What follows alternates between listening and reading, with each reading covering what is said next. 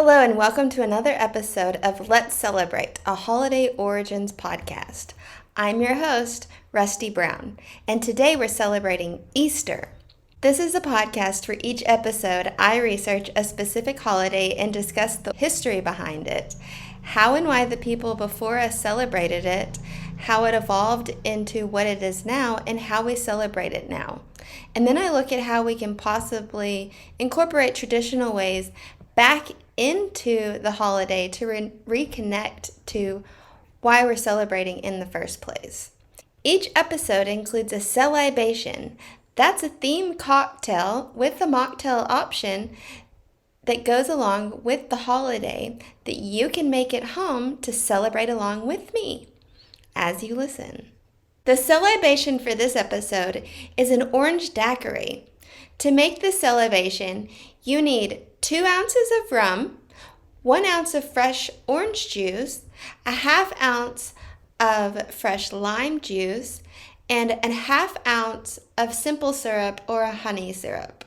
For a mocktail, you can omit the rum and replace it with 4 to 6 ounces of sparkling mineral water or something like Sprite for a refreshing Orange-Lime CeLibation. I'm opting for the mocktail version today because I drank all the rum last night. The recipe for this CeLibation along with the mocktail will be in the show notes. So last month's episode was about St. Patrick's Day. If you listened to that episode and decided to incorporate some new or old but new to you traditions into your celebrations, I'd love to hear about how you celebrated. And you can email me at letscelebratepodcast@gmail.com with your celebratory stories. I learned that the area of Guatemala that I'm residing in doesn't actually celebrate St. Patrick's Day. They did have a week-long Feria Patronal San Jose La Maquina in honor of its patron saints Jose de Nazareth, or Joseph of Nazareth, the husband of Mary, mother of Jesus. This festival was one town over, and we went to a parade. They had a fair with carnival rides, and so it was similar to a St. Patrick's Day, but instead of Irish heritage, it was celebrating Guatemalan heritage and San Jose, which was still neat for me as an outsider to experience a new celebration. So I do have a bit of a correction for the last episode. I mentioned that St. Patrick's Day happens around Ostara, or the spring equinox, and I said that Ostara was traditionally celebrated. But I have since learned that though the spring equinox has been celebrated throughout history, the holiday known as Ostara is actually a newer holiday that originated in the 1800s and wouldn't have been celebrated in Ireland. It was made popular as part of the neo-pagan Wiccan Wheel of the Year that originated in 1950s and the 60s. The name Ostara was, however, inspired by Eostra, which is where Easter originated. So that brings us to what we're celebrating today. This episode is going to be a long one, so let's just jump right in and let's celebrate Easter. So I'm going to start with the history behind Easter. The oldest written evidence of the origin of the word Easter is from a book called The Reckoning of Time by Saint Bede in the 8th century. He explains that Eostramoneth was named after an Anglo-Saxon goddess named Eostra. And during that month, which is our modern day April, they held feasts in her honor. He goes on to say that Eostra month is now translated into Pascal month. And basically he says that the month that was celebrating the goddess was replaced by Pascal month, which was originally the Jewish festival known in English as Passover, or the Christian celebration of the resurrection of Christ known as Easter. Until 1958, there wasn't much evidence that verified the existence of this goddess Eostra. Many scholars before that time believed that Bede may have invented this goddess, but Bede was alive during the Christianization of England, so he would have had the opportunity to learn about the old gods and goddesses that would have still been worshipped during his lifetime.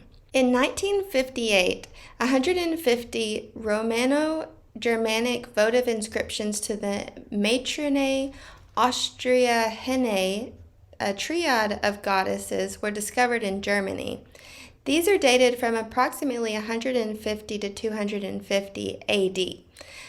The name of these goddesses stems from Austri, which, if Germanic, has the same linguistic origin as the Old English oistra, but there's still not enough to verify if these goddesses have anything to do with the goddess that was described by Bede.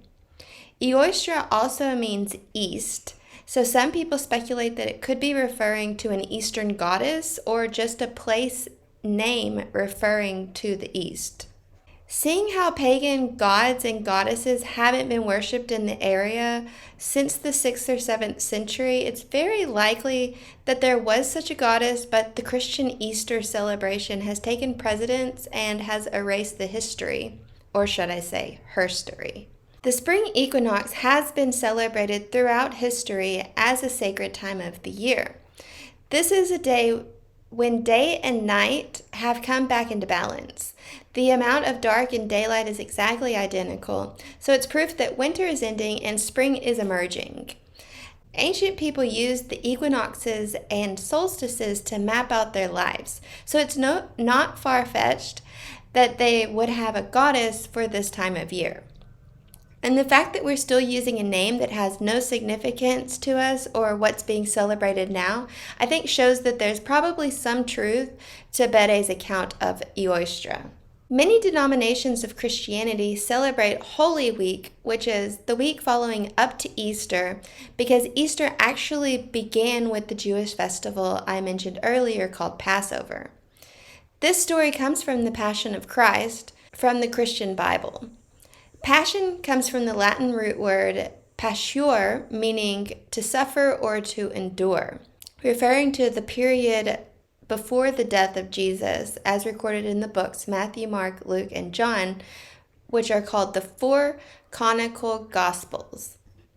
So now, because the story from the Bible correlates to how people celebrate Easter, I'm going to do a brief summary of those Gospels.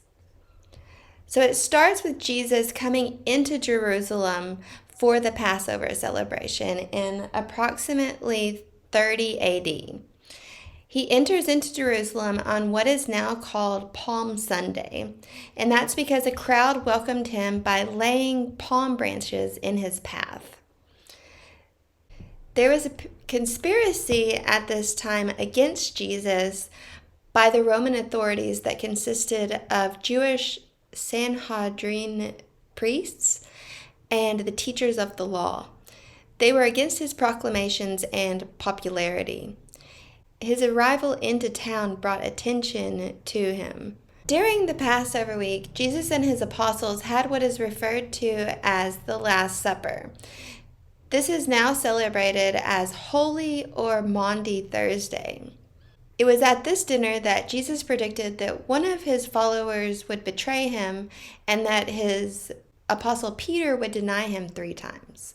Later, Jesus' apostle Judas turned Jesus into the Jewish chief priest for 30 pieces of silver. Jesus was arrested and all of his apostles fled. Later that night, he was brought in front of the Sanhedrin, or the Jewish Supreme Court, to be put on trial. So the court decided that he deserved to die, and he was beaten and sent to Pontius Pilate, the governor of Judea, for another trial. Pontius Pilate initially couldn't find any fault with Jesus and declared him innocent. However, the crowd and the Jewish leaders demanded his death, and Pontius Pilate gave the option to pardon a criminal named Barabbas instead of Jesus, and they demanded that Jesus be crucified. Later that morning or mid-afternoon, Jesus, along with two other criminals, were nailed to crosses on Calvary, a hill outside of Jerusalem. His body was taken down and placed in a tomb, and now the day of his crucifixion and burial is celebrated as Good Friday. The next day, now celebrated as Holy Saturday, is when his body rested in the tomb undisturbed. Then the next day, his followers went to his tomb and discovered that the tomb was open and Jesus' body was missing. There are several accounts in the Bible that Jesus appeared to some of his followers after rising from the dead. This is the resurrection of Christ and the reason Easter is celebrated. So now we're going to take a look at how this time of year was celebrated in the past for Christians. Since Easter is celebrated alongside Passover, it is also a movable holiday, meaning that it doesn't have a set date, but it is determined by the lunar solar calendar. It's celebrated on the Sunday after the first astronomical full moon, which comes after the spring equinox, which is March 21st. So Easter falls somewhere between March 22nd and April 25th. It changes every year. I grew up Baptist, and I only remember waking up to Easter baskets left by the Easter Bunny, Easter egg hunts, and going to church on Sundays and having a meal with family afterwards. So I never celebrated Holy Week like most Catholics do and other denominations. I found it really interesting as I was doing the research to look at what different denominations do to celebrate during the Holy Week. Basically, they're celebrating or commemorating the entire week as a symbolic passion of Christ, starting with Jesus' entrance into Jerusalem on a Sunday to his resurrection the next Sunday. So I'm going to do a brief summary of how different Christian denominations have celebrated Holy Week throughout history and still today. The week starts with Palm Sunday, and most liturgical churches celebrate Palm Sunday by blessing and distributing palm branches, symbolizing the branches laid on Jesus' path into Jerusalem. So these palms are blessed and distributed to the churchgoers, and sometimes the branches are woven into crosses. The great entrance of the Divine Liturgy is also celebrated on Palm Sunday. This is to commemorate Jesus' entrance into Jerusalem. Everyone in the congregation stands, holds up their branches, and along with lit candles. In some areas where it might be hard to get palms, they use native branches. And because of this, the day may be referred to as Branch Sunday, or U spelled Y-E-W Sunday. Many people take these palms home and hang them in their homes or use as bookmarks. And then some churches collect these from those churchgoers the next year and ritually burn them and use those ashes on Ash Wednesday. I'm realizing now that I probably should have covered holidays like Lent and Ash Wednesday before this so we could have kind of a reference or a context to how and why those are celebrated, but that's why we're here, right? So I'll make a note to cover those next year. In Russia, they had a tradition of donkey walks for Palm Sunday from 1558 to 1693. So in Moscow, the Tsar would lead the procession on foot, and the Patriarch of Moscow would ride on a donkey, which was really a horse draped in white cloth, representing Christ's entrance into Jerusalem. He would ride from inside the Kremlin and would end at the Trinity Church, which is now called St. Basil's Cathedral. Yeah, that's the really whimsical looking Russian cathedral that you're probably thinking about. In India, they decorate the sanctuary with marigolds, and the congregation has a procession that goes through the church and outside. Then we have Maundy Thursday or Holy Thursday, depending on the denomination. Maundy refers to washing of the feet, symbolic of Jesus washing his disciples' feet, and it also commemorates the Last Supper. A priest or bishop representing Christ ceremonially washes the feet of usually 12 people. Until 2016, only men were allowed to partake as one of the 12, but women are now allowed to be a part of this. In the United Kingdom, it's called Royal Maundy, and it's a custom dating back to King Edward the First. And this tradition is that the monarch offers alms to two senior citizens, one man and one woman. The coins are known as Maundy money or Royal Maundy and are distributed in red and white purses. The red purse contains regular currency and is given in place of food and clothing, and the white purse has money in the amount of 1 penny for each year of the senior citizen's age. Since 1822, rather than ordinary money, Maundy coins are given, and these are specifically minted penny pieces and are legal tender. Until the death of King James II, the monarch would also wash the feet of some select poor people. Roman Catholicism, Lutheranism, and Anglicanism celebrate Chrism Mass, held on the morning of Maundy Thursday. This is a celebration of the institution of the priesthood.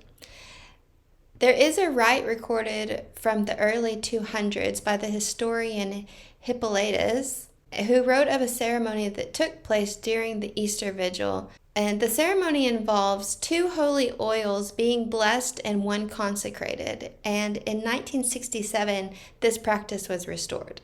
In the Eastern Orthodox Church, this is the only day during Holy Week when the fast is relaxed and consumption of wine and oil is permitted. They start the day with the hanging of vestments in bright colors or white, and in the evening, they're all changed to black or another dark color to signifying the beginning of the Passion. There's also a custom, most likely originating in Rome, to visit 7 churches on Maundy Thursday. And in India, the custom is to visit 14 churches. Some people choose to fast during this procession. The Philippines and Singapore have similar traditions. The next day is Good Friday, and this day is to commemorate Jesus' crucifixion and his death at Calvary. Many Christian denominations observe Good Friday with fasting and church services. The Bible records that from noon to 3 p.m. as the time when darkness covered the land after Jesus' death on the cross. So many Catholics, Lutherans, Anglicans, and Methodist churches observe the service of the Great 3 Hours Agony during noon until 3 p.m. The Moravian Church has a tradition of cleaning gravestones in Moravian cemeteries on Good Friday. The Byzantine Christians gather for the Vespers of the taking down from the cross in the afternoon around 3 p.m. And this consists of Bible readings and singing hymns, along with the procession where a cloth embroidered with the image of Christ prepared for a burial called an epitaphios is carried to a low table, often decorated with flowers. This table represents the tomb of Christ, and the service ends with a hope of resurrection. Then the priest may deliver a homily or a reading of scripture, and everyone comes forward to pay their respects to the epitaphios. On Friday night, then they take part in a unique service called the Lamentation at the Tomb. This is also sometimes called Jerusalem Matins.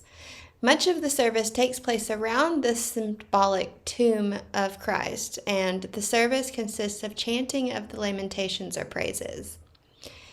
These are verses chanted by the clergy, intercepted between verses from Psalms 119.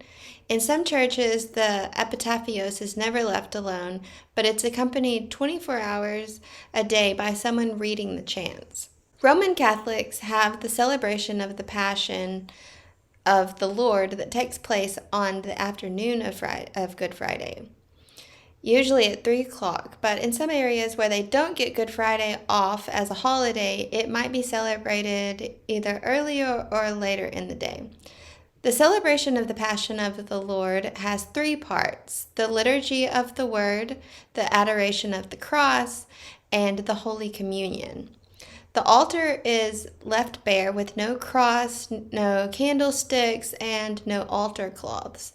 It is also customary to empty the holy water fonts in preparation of the blessing of the water at the Easter Vigil.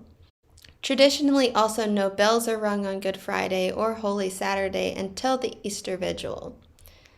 The Stations of the Cross is a series of prayers and are usually prayed during noon to 3 p.m. during the 3 hours agony. Traditionally, for the Lutheran Church from the 16th to the 20th century, Good Friday was the most important religious holiday, and they were expected to abstain from working, and they would receive the Eucharist. Nowadays, they also celebrate Maundy Thursday, Good Friday, and the Vigil of Easter, similarly to Catholics, and many fast also on Good Friday and have a 3 hours agony service. The Moravian Church has a love feast on Good Friday, and they also clean gravestones in Moravian cemeteries. I may have already said that. Then we have Holy Saturday, and this commemorates the day that Jesus' body lay in the tomb. It is believed that on this day he performed the harrowing of hell, which it is believed that on this day Jesus descended to the underworld to liberate the dead, and this is when he brought salvation to their souls. The Jewish Nazarenes, or Jewish Christians, have a special Shabbat or feast this day called Shabbat Shol Hamoed Pesach. In the Eastern Orthodox Church, they have a funeral service for Jesus around the epitaphios, with Bible verse readings and hymns singing. And then the Catholic Church keeps their altar bare on Holy Saturday, and celebrations of the sacrament and Holy Communion are limited, and only penance, anointing of the sick, and baptisms are allowed on this day because they aid in ensuring salvation. They also continue to fast on this day. So this is basically a day of rest. In the Catholic, Lutheran, Anglican, and Methodist traditions, the Easter Vigil is celebrated after nightfall on Holy Saturday, and this marks the beginning of the Easter season. The Easter Vigil is an ancient liturgy that involves symbolic lights, candles, and water with accompanying readings of the Old Testament and New Testament. In the Philippines, Holy Saturday is called Black Saturday for the color of mourning, and they also fast on this day, and some of the restrictions are lifted so they're able to swim in the afternoon. In Poland, they have a tradition called Święconka. I believe that's how you say it. That means the blessing of the Easter baskets. And on Holy Saturday, people bring baskets with eggs, ham, bread, sweetbreads, horseradish, lamb cakes, or butter lambs to church to be blessed. So now for the main event, the actual day of Easter. The Moravian Church starts Easter before dawn for a sunrise service, the first liturgy of Paschaltide. And they started in the cemetery to remember the biblical narrative in the Gospels. And they also decorate the graves in their cemeteries with flowers. There's a typical greeting in some traditions called the Paschal greeting, done before services begin, where one person greets another with "Christ is risen," and the response is, "He is risen indeed, alleluia."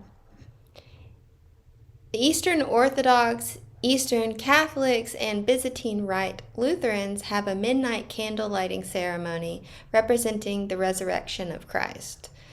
The church is darkened, then the priest lights a candle at midnight, and altar servers light additional candles, and a procession moves around the church 3 times, representing the 3 days in the tomb. This service continues early into Sunday morning with the feast to end the fasting. They also have an additional service that is held later that day on Easter Sunday. Now that we've looked at how Christians celebrate Easter, now we're going to look at how other people and cultures celebrate Easter or springtime during this time of year. Since Jesus' death and resurrection is the backbone to Christianity, many churches use this day to remind their followers that Jesus died for their sins to give them everlasting life after death. It's also a day for baptisms and used to inspire the converting of new members.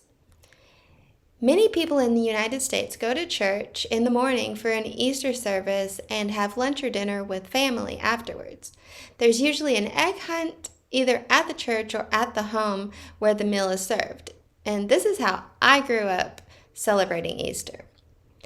Lamb is a classic Easter dinner with historical roots steeped in symbolism.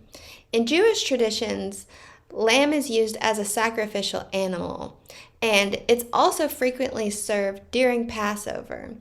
The phrase Lamb of God is sometimes used to refer to Jesus and the sacrificial nature of his death. According to the historian Stephen Nessenbaum, it wasn't until the 1700s that children were given importance in the family. Until then, children had been lumped in with servants and apprentices, and Easter had been a rowdier holiday with merrymaking and heavy drinking. And with this new recognition of childhood as a time of joy came a more child or family-centered Easter.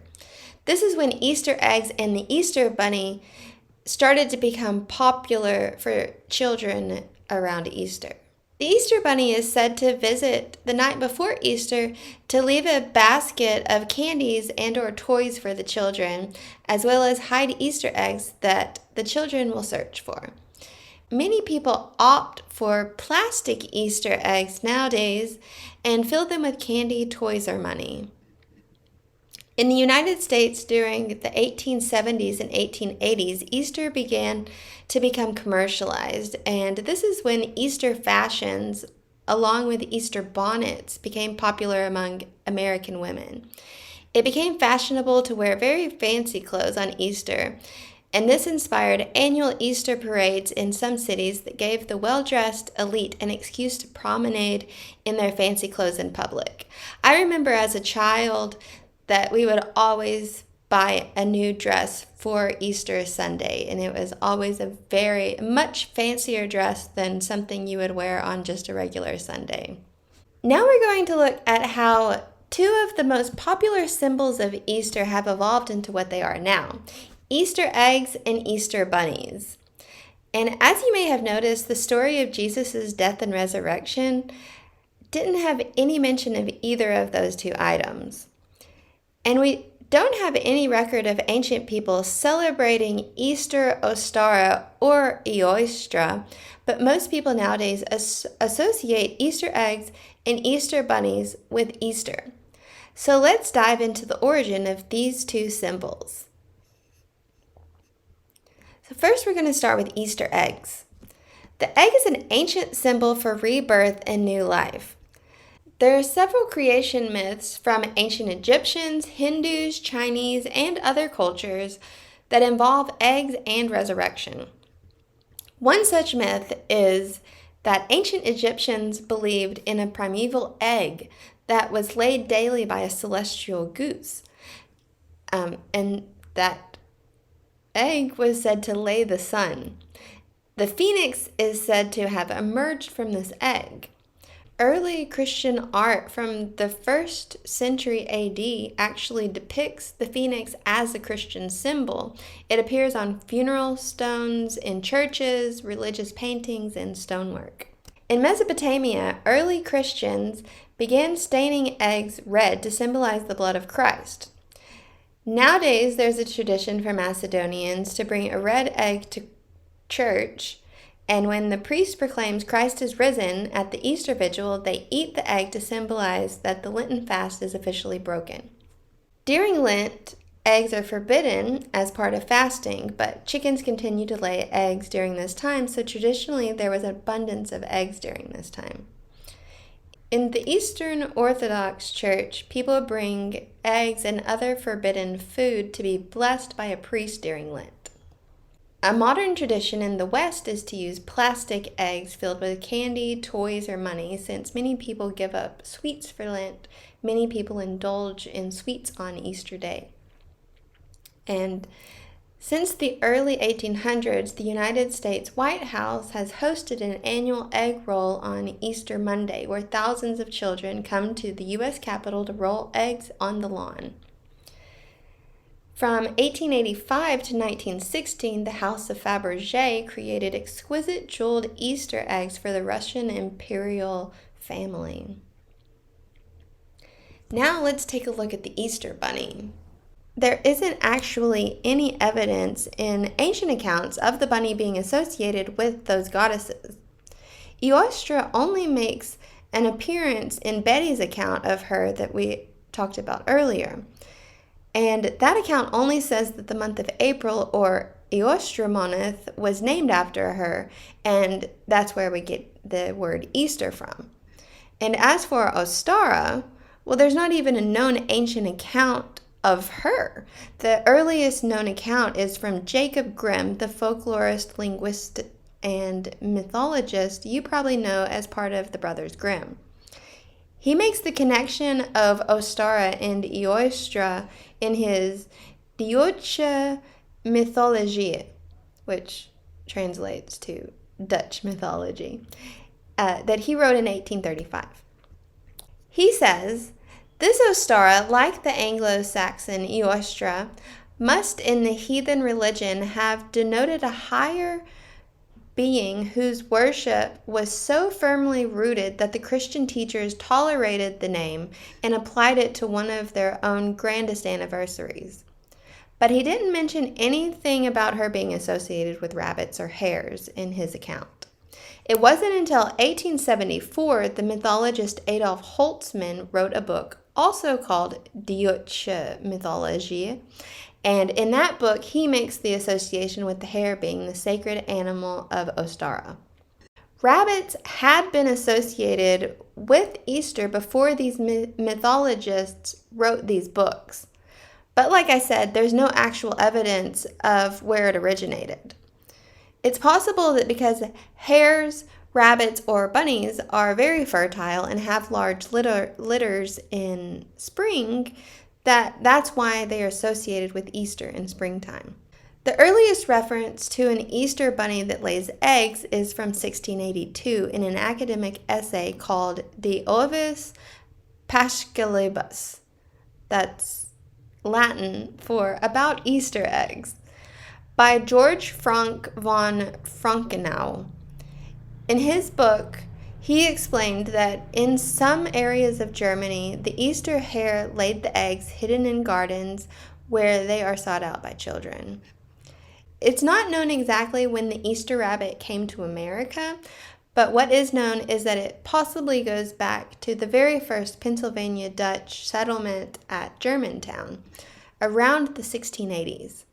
With the earliest evidence coming from two drawings of a leaping hare with a basket of Easter eggs by the Fraktur artist Johann Conrad Gilbert from around 1757. The tradition for the Pennsylvania Dutch was that children would leave a nest for the Easter rabbit, and on Easter morning they would find it filled with colored eggs if the child was good. And some accounts say that a bad child might have received rabbit droppings, coal, or even horse dung. The children were told that the rabbit had laid the eggs. So this is probably why we put the paper in our baskets nowadays to make like a nest. I never really thought about that until just now. People didn't start calling it the Easter Bunny until 1883, but it didn't catch on until the 20th century. This is probably from it becoming more integrated into American culture, and also children usually refer to rabbits or hares as bunnies more often. So how do people celebrate Easter today? Many of the traditions I have described are still celebrated today. With Easter being such a big holiday for Christians, you can imagine that there are a lot of differing opinions. Some denominations only stick to the church traditions and don't partake in the eggs or bunny traditions since they feel those are pagan symbols. And there are many people who continue to dye eggs, and many children wait in excitement for the Easter Bunny to come to their home with a basket of goodies. So, how can we incorporate traditional ways of celebrating? The Easter that many people celebrate now is already quite the juxtaposition of traditions. It seems that whether you are celebrating the Christian Easter or a more pagan spring Easter, the main themes are life, rebirth, and resurrection. With the death and resurrection of Jesus brought light to his followers, that their sins would be forgiven and they will have salvation. And the spring brings new life to things that seem to be dead, like plants and trees. And that can be interpreted as somewhat of a resurrection. And with that comes the light and longer days. Both of these things bring hope for the future, of a continuation of life and the joy of new life. If there was a tradition that resonated with you from this episode, maybe incorporate that into your celebration this year. For me, here in Guatemala, I will be celebrating La Semana Santa, which translates to Holy Week. My partner is Catholic, so we will be celebrating his traditional way this year. The past several years, we've been together. We've been in the States, so we've always celebrated with my family. So I'm excited to get to experience some new ways to celebrate a holiday that I've celebrated my whole life. On Monday, we've been invited to go to the beach with some of our friends and their entire church. I believe that they are an evangelistic church, and they'll be having a church service in the morning, and then everyone goes to the beach in the afternoon for a cookout. The thing I'm looking the most forward to seeing this Easter are the alfombras, or giant carpet made from colored sawdust, pine needles, fresh flowers, fruit, and vegetables. The pictures I've seen look amazing. They do designs. They make designs out of the flowers and pine needles and things, and they're huge. They cover like a whole street. So it's going to be really neat to see them in person. On Good Friday, we'll go to the Catholic Church for a service, and I think that's where we'll get to see the alfombras. And also Friday is a day of rest, so most people don't work or do much of anything that day. And also, during this week, a lot of people only eat fish here, and no animals will be slaughtered. So we've had to buy our meat ahead of time so that we have, because I do eat meat. I'm not going to eat fish all week. Not that there's anything wrong with that. But we bought our meat ahead of time so that we have meat for the week, because nobody's going to be slaughtering animals here. And then I believe on actual Easter Sunday, a lot of people will be going to the beach. That's what a lot of people do for holidays here in Guatemala, is just to go to the beach, which I love that tradition. I'll be back next episode to tell you exactly how I celebrated and what my experience was like here in Guatemala for Holy Week or Semana Santa. So that wraps it up for this episode. I'll be back at the end of April to celebrate my birthday. Last year, I discovered that my birthday, which is April 30th, is a German witch's day called Walpurgisnacht. It's also halfway or 6 months to Halloween, which basically makes it the Halloween of spring. So come back at the end of this month to learn how it was customary to celebrate my birthday before it was my birthday. If you've enjoyed this episode and want to hear more, please like and subscribe, maybe even leave a review. If you would like to share how you celebrate Easter or springtime in general, feel free to send me an email at letscelebratepodcast@gmail.com. All my references are in the show notes. If you're interested in reading more about all of these Easter traditions. Thank you for listening and joining me on this adventure. Have fun celebrating, and I hope you've learned something new today.